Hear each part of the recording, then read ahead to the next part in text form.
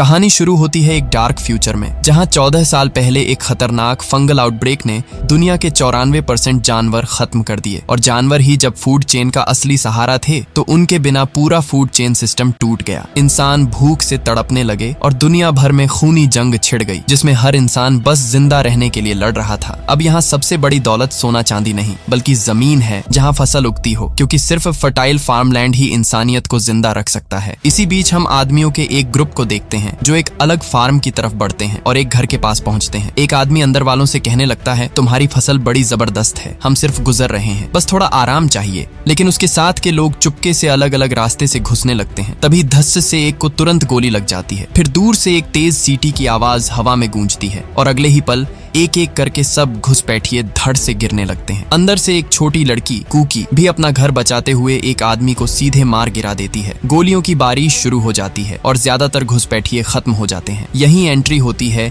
एक पावरफुल और फियरलेस औरत की, हेली। वो खेतों में तेज रफ्तार से घूमती है और बड़े प्रिसीजन के साथ दुश्मनों को खत्म करती जाती है। विंडो के पीछे से उसकी बेटी रेन कवर फायर देती है और तभी हेली का बेटा इमैनुएल एक भागने की कोशिश कर रही औरत को पकड़कर बेरहमी से खत्म कर देता है। लड़ाई के बाद फैमिली बॉडीज चेक करती है और इकट्ठी होती है। अब हमें पूरा परिवार दिखाया जाता है, हेली का पति गैलन और एक और बेटी डेनिस। सबको शक होता है कि घुसपैठिए इतनी आसानी से उनके डिफेंस को क्रॉस कैसे कर गए, इसलिए वो डिसाइड करते हैं कि फार्म के चारों तरफ सिक्योरिटी और ज्यादा टाइट करनी होगी। रात को डिनर टेबल पर फ्रीमैन फैमिली इकट्ठी बैठी है। बच्चे व्हिस्लिंग कोड का प्रैक्टिस करते हैं और सब फसल और सिक्योरिटी के बारे में डिस्कस करते हैं। डिनर के बाद हेली इमैनुएल को एक मिशन देती है अपनी दोस्त अगस्ता के लिए सप्लाईज पहुंचाने का, और वो इमैनुएल को वार्न करती है कि किसी अजनबी से बात मत करना और फैमिली के बाहर किसी पर भी ट्रस्ट मत करना। अगले कुछ दिनों में हमें फ्रीमैन फैमिली का रूटीन दिखाया जाता है। सब फाइट ट्रेनिंग करते हैं, शूटिंग प्रैक्टिस करते हैं, खेतों का ध्यान रखते हैं, इलेक्ट्रिक फेंसेस और सीसीटीवी कैमरास चेक करते हैं, कभी जंगल जाकर खाने लायक चीजें ढूंढते हैं, और हेली लगातार रेडियो पर बाकी सर्वाइवर्स की खबर सुनने की कोशिश करती है। ऐसे ही एक शाम हेली अपनी दोस्त अगस्ता से बात कर रही होती है। अगस्ता वार्न करती है कि एक खतरनाक चोरों का ग्रुप 3 फार्मिंग फैमिलीज पर हमला कर चुका है। वो हेली से रिक्वेस्ट करती है कि कुछ दिनों के लिए उन फैमिलीज के पास जाकर उन्हें ट्रेनिंग दे ताकि वो अपना बचाव कर सकें, लेकिन हेली सीधा मना कर देती है। उसके लिए अपनी फैमिली को रिस्क में डालकर दूसरों की मदद करना पॉसिबल ही नहीं था। अगली सुबह इमैनुएल एक गाड़ी लेकर निकलता है। थोड़ी देर बाद वो एक पुरानी टूटी फूटी बिल्डिंग पहुंचता है। वहां एक बॉक्स पड़ा होता है जिस पर लिखा है अगस्ता। इमैनुएल उसमें सप्लाईज भर के वापस निकल जाता है। तभी घर पर हेली को अगस्ता का फोन आता है और उस कॉल ने हेली का खून जमा दिया। अगस्ता बताती है कि एक फार्मिंग फैमिली, फ्लेमिंग्स, सब मर गए, यहाँ तक कि बच्चे भी, और सिर्फ मरे ही नहीं, उनके बॉडीज खाई भी गई। ये सब एक बड़े ऑर्गेनाइज्ड कैनिबल्स के ग्रुप ने किया था। ये सुनकर हेली हिल जाती है। इधर इमैनुएल वापस आते हुए नदी में स्विम करने रुकता है। स्विम करके वापस जाते वक्त उसे एक लड़की भी उस नदी में स्विम करती दिखाई देती है। उसे देखते ही इमैनुएल का दिल एकदम अट्रैक्ट हो जाता है। क्यूरियस होकर वो अपनी राइफल स्कोप से उसे देखता है। लड़की जंगल के अंदर एक हिडन बस्ती की तरफ चली जाती है। घर लौटकर भी इमैनुएल के दिमाग से वो लड़की नहीं निकलती। वो उस लड़की के ख्यालों में खो जाता है। अगले दिन दोबारा वही जाता है, पर लड़की नहीं मिलती। फ्रस्ट्रेटेड होकर इमैनुएल उसका स्केच बनाने लगता है, जैसे उसकी याद को जिंदा रखना चाहता हो। कुछ दिन बाद इमैनुएल, गैलन और डेनिस एक वेयर हाउस जाते हैं सप्लाईज ढूंढने के लिए। अंदर जाते ही डेनिस शॉक हो जाती है। छत से लाशें लटक रही होती हैं। थोड़ी देर में सोल्जर्स का एक ग्रुप सामने आ जाता है। टेंशन बढ़ जाती है। सब अपनी गन से एक दूसरे पर पॉइंट करते हैं। तब सोल्जर्स कामली बोलते हैं कि वो आर्मी के लोग हैं और यहाँ फार्मर्स की मदद कर रहे हैं। गैलन पूछता है, क्या तुम लोग फ्लेमिंग्स के साथ हो? सोल्जर हाँ बोलता है। ये सुनकर गैलन तुरंत गोली चला देता है और सबको यहीं खत्म कर देते हैं। सोल्जर्स मरे जाते हैं। गैलन बच्चों को समझाता है कि ये नकली आर्मी वाले थे, फ्लेमिंग्स तो काफी पहले ही मर चुके थे। निकलने से पहले इमैनुएल सजेस्ट करता है कि डेड बॉडीज चेक करनी चाहिए, शायद कुछ यूजफुल मिले। गैलन भी बोलता है, ठीक है, जल्दी करो। डेनिस एक बैग सर्च कर रही होती है। तभी एक बूढ़ी औरत जो मरने का नाटक कर रही थी अचानक उठती है और डेनिस पर गोली चला देती है। गोली डेनिस के पेट में लगती है और तभी इमैनुएल भी उस बूढ़ी औरत को मार देता है। सीन कट होता है। गैलन डेनिस को लेकर फार्म वापस भागता है। हेली इमरजेंसी प्रोसीजर करके उसकी जान बचा लेती है। डेनिस बच जाती है, लेकिन इमैनुएल गिल्ट फील करता है क्योंकि उसने ही बॉडीज चेक करने को कहा था। लेकिन रेन उसे संभालती है और कहती है, तेरी वजह से ही डेनिस जिंदा है। बाद में हेली अगस्ता को कॉल करती है, पर कोई रिस्पॉन्स नहीं आता। उस रात इमैनुएल को जंगल से अजीब आवाज सुनाई देती है। वो तुरंत इन्वेस्टिगेट करने निकलता जाता है। डार्कनेस में उसे एक लड़की दिखाई देती है। वो चिल्लाता है, रुको और हिलना मत। जब वो लड़की पीछे मुड़ती है तो इमैनुअल शॉक हो जाता है। ये वही लड़की थी जो उसने नदी में देखी थी। लड़की घबरा कर हेल्प मांग रही होती है। अगली सुबह गैलन और हेली अपने बच्चों को स्ट्रिक्ट वार्निंग देते हैं, हमेशा आर्म्ड रहो, अलर्ट रहो, चाहे तुम सो भी रहे हो तुम्हारे पास गन होनी चाहिए। वो वार्न करते हैं कि कुछ लोग सोल्जर्स का डिस्गाइज पहनते हैं, पर असल में वो डेंजरस कैनिबल्स ही होते हैं, जिनके लिए सिर्फ जमीन या सामान नहीं,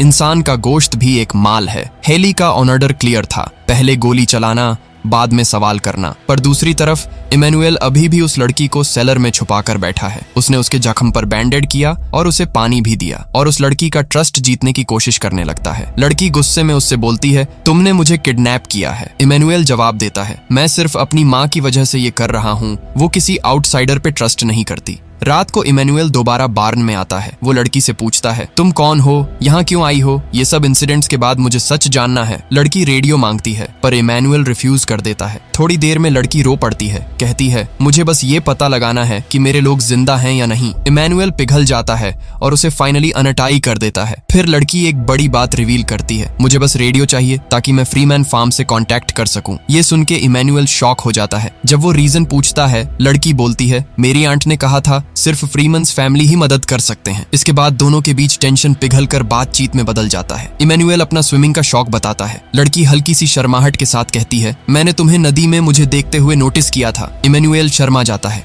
अगली सुबह जब फैमिली गैदर होती है तो हेली को पता चलता है इमैनुअल मिसिंग है। सीन कट होता है। बार्न के अंदर लड़की इमैनुअल का म्यूजिक प्लेयर लेकर प्ले करती है, जिसमें बेबी कम डाउन गाना प्ले होता है। लड़की गाने पर डांस कर रही होती है। इमैनुअल उसे ऐसे देखकर खुश हो जाता है, लेकिन उसकी खुशी हॉरर में बदल जाती है जब उसके पेरेंट्स आ जाते हैं। हेली बिना टाइम वेस्ट किए उस लड़की को पकड़ लेती है। मैनी को बार्न के अंदर लॉक कर दिया जाता है। वो डेस्परेट होकर डोर तोड़ने की कोशिश करता है। बाहर हेली गन पॉइंट करके लड़की से पूछती है, सच बताओ तुम हो कौन? लड़की घबरा कर बोलती है, मेरा नाम डॉन है। मैं एक नर्स हूँ जो गवर्नमेंट प्रोग्राम के साथ फार्म्स को मेडिकल हेल्प देती है, लेकिन हम पे अटैक कर दिया गया था। हेली बिलीव नहीं करती, एक वार्निंग शॉट फायर करती है। डर के मारे डॉन सच बोल देती है, मुझे मेरी आंट अगस्ता ने भेजा था। ये सुन के हेली शॉक हो जाती है। उधर इमैनुअल बार्न से निकलकर कंट्रोल रूम में चला जाता है। वो रेडियो पर अगस्ता से कांटेक्ट करने की डेस्परेटली कोशिश करता है, पर कोई जवाब नहीं मिलता। तभी हेली गुस्से में वहां आ जाती है। इमैनुअल इंसिस्ट करता है, माँ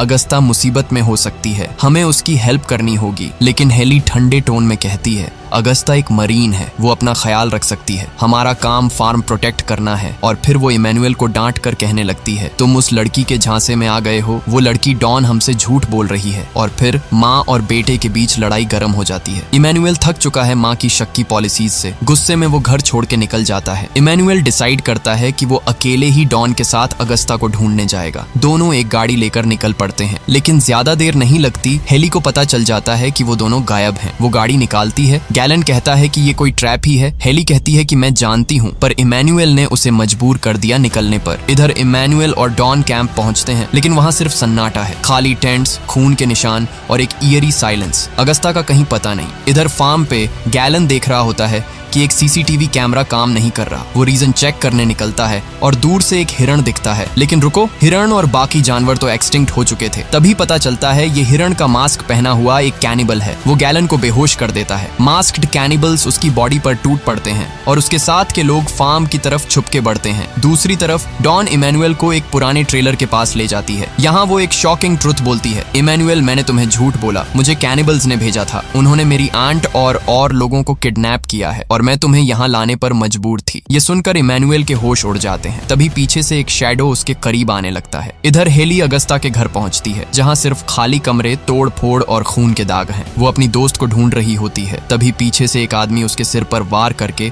उसे बेसमेंट में खींच ले जाता है। हेली होश में आती है तो देखती है वो भी बंधी है और अगस्ता भी इंजर्ड वहाँ पड़ी है। फार्म पर रेन और छोटी कुकी देखते हैं कि सारे सीसीटीवी सिग्नल्स ऑफ हो रहे हैं। रेन तुरंत समझ जाती है कैनिबल्स आ गए। वो अपनी छोटी बहन को चुप रहने को कहती है और खुद राइफल लेकर खिड़की पर पोजीशन ले लेती है। कैनिबल्स घर की तरफ छुप के बढ़ रहे होते हैं। रेन ट्रिगर दबा देती है। एक के बाद एक दुश्मन गिरते जाते हैं, लेकिन दूसरे कैनिबल्स काउंटर फायर करते हैं और खिड़की तोड़ देते हैं। इधर गैलन जमीन पर पिन किया जा रहा होता है। कैनिबल्स उसकी बॉडी को बाइट करते हैं, लेकिन गैलन अपना हाथ तोड़कर एक नेल से दोनों कैनिबल्स को मार देता है। बेसमेंट बेसमेंट में हेली अगस्ता से बात करती है। हेली मेंशन करती है उस लड़की डॉन के बारे में जो फार्म पर आई थी और अपने आप को अगस्ता की नीस बोल रही थी। अगस्ता शॉक में कहती है, कैनिबल्स ने उसे मजबूर किया था, मुझे लगा तुम उसे देखते ही गोली मार दोगी। हेली उसे निकालने का वादा करती है, लेकिन अगस्ता एक और ट्विस्ट देती है, उसने कुछ बच्चे छुपाए हैं जो रेस्क्यू होने चाहिए। और तभी कैनिबल्स के लीडर बेसमेंट में आता है। हेली को गुस्सा आता है देख के कि ये लोग इंसान खा रहे हैं। वो चिल्लाती है, तुम लोग जानवर हो, लेकिन लीडर शांति से कहता है, तू भी तो इंसानों को मारती है और यहाँ तक कि अपने बच्चों से भी मरवाती हो। वो कहता है कि हम दोनों अलग नहीं हैं, हम बस सिर्फ जिंदा रहने की कोशिश कर रहे हैं। और उसी वक्त एक आदमी बेचारी अगस्ता को हेली के सामने ही काट देता है खाने के लिए। हेली कुछ नहीं कर पाती, बस देखती रह जाती है। सीन कट होता है इमैनुअल और डॉन के पास। 3 छोटे बच्चे खाना ऐसे खा रहे होते हैं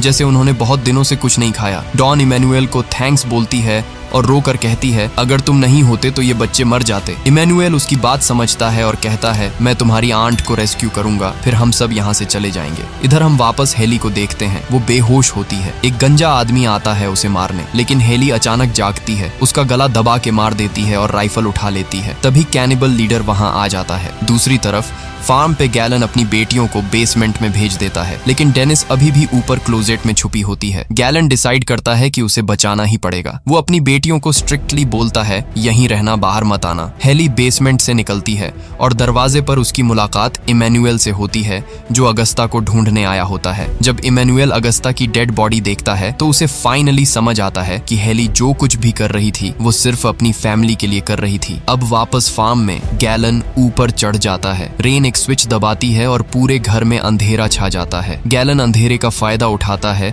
और अटैकर्स को खत्म कर देता है, लेकिन खुद भी बुरी तरह से इंजर्ड हो जाता है। इधर इमैनुअल और हेली डॉन और बच्चों से मिलते हैं। डॉन को पता चलता है कि उसकी आंट मर गई है तो वो टूट जाती है और रो पड़ती है। फार्म के बेसमेंट में गैलन किसी तरह डेनिस को ले आता है, पर खुद ब्लड लॉस की वजह से गिर जाता है। बेटियां घबरा जाती हैं और उसकी जान बचाने की कोशिश करती हैं। रेन सीसीटीवी चेक करती है और देखती है 2 और लोग बाहर हैं और गैसोलीन गिरा रहे हैं घर को जलाने के लिए। इंजर्ड होने के बावजूद गैलन कहता है, उन्हें अंदर आने दो, मैं अभी निपटाता हूँ। बाहर हेली और बच्चे फार्म के पास पहुंचते ही अचानक उन पर गोलियों की बारिश होने लगती है। हेली इमैनुअल को कहती है, बच्चों को बेसमेंट ले जाओ, इन्हें मैं हैंडल करती हूँ। अंदर रेन 2 कैनिबल्स को अंदर लाती है। एक डेनिस के गले पर छुरी रख देता है, दूसरी एरिया चेक करती है। बाहर हेली को गोली लगती है। दर्द के बावजूद वो कुछ और कैनिबल्स को मार गिराती है, लेकिन फिर उसकी बुलेट्स खत्म हो जाती हैं। अब उसके पास एक ही ऑप्शन बचा है, भागना। बेसमेंट के अंदर एक कैनिबल एक छुपा हुआ दरवाजा खोलती है। दरवाजा एक सीक्रेट रूम में जाता है जहां हथियारों का ढेर पड़ा है और साइड में एक कैबिनेट स्पाइसेस और हर्ब्स से भरा हुआ है। कैनिबल की आंखें चमक जाती हैं क्योंकि इस न्यू वर्ल्ड में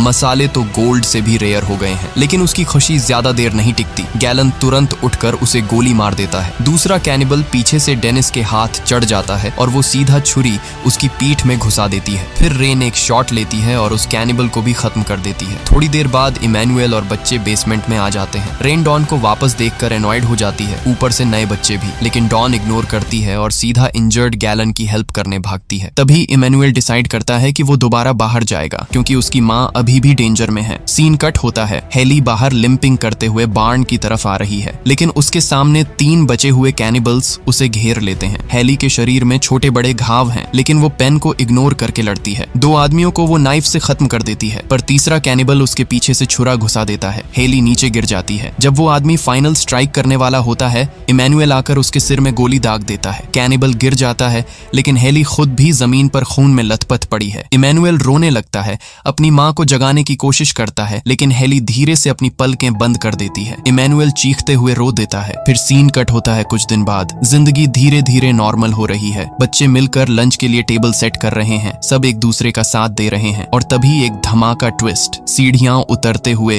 हेली दिखाई देती है, थकी हुई, जख्मी, लेकिन जिंदा। सबकी आंखों में आंसू और चेहरे पर मुस्कान आ जाती है। मूवी के लास्ट शॉट में फैमिली एक साथ बैठकर खाना खाती है। हेली अपनी फैमिली को प्यार भरी नजरों से देखती है। आंखों में दर्द भी है, लेकिन उससे भी ज्यादा फख्र और सुकून। और यही वो जगह है जहां ये कहानी एंड होती है।